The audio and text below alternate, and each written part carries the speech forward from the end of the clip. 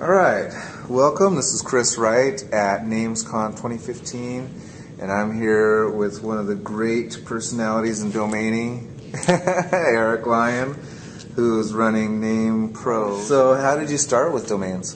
Domains, I started in 2005. Yeah. I bought my very first domain. It was scorpionagency.ws. I know, Wow. terrible idea. I know, because the .com was available, of course. Yeah. So within 6 months, I realized, what am I doing? I was through that .ws program where you paid them $10 a month, and they covered the hosting and everything, but you didn't really own the domain. Oh, so wow. you couldn't get out of it. You couldn't move it to another host. You couldn't, and I was dumb at that time. I had no clue. Yeah. So then I found the .com was available through GoDaddy. Yeah. And I bought the .com. I transferred everything over, and I dropped that. That's good. And then from there, I just started, well, wow, that was kind of easy now that I know what I'm doing.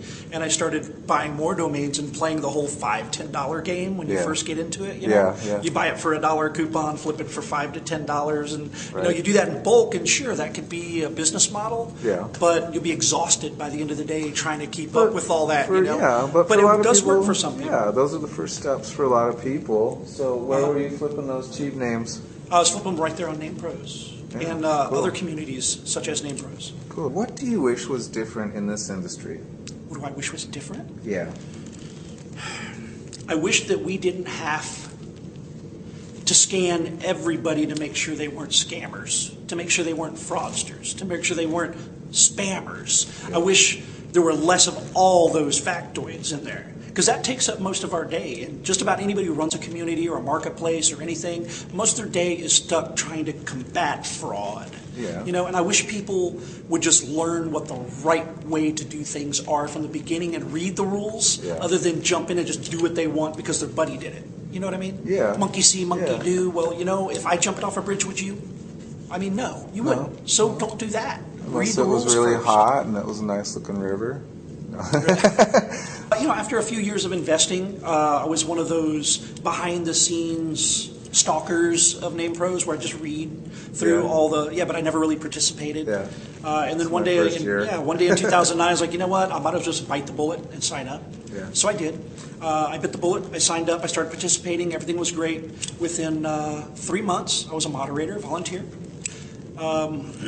Within 12 months, I was part of member services. And then within the next year, so we're looking at about 2 years, I stepped up into administration. So that was kind of a rapid progression there.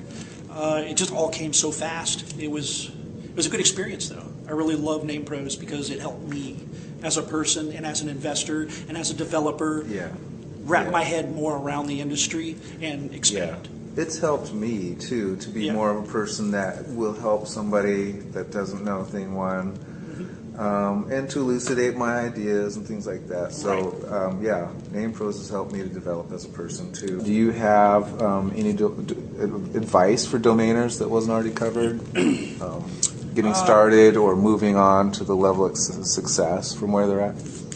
Research.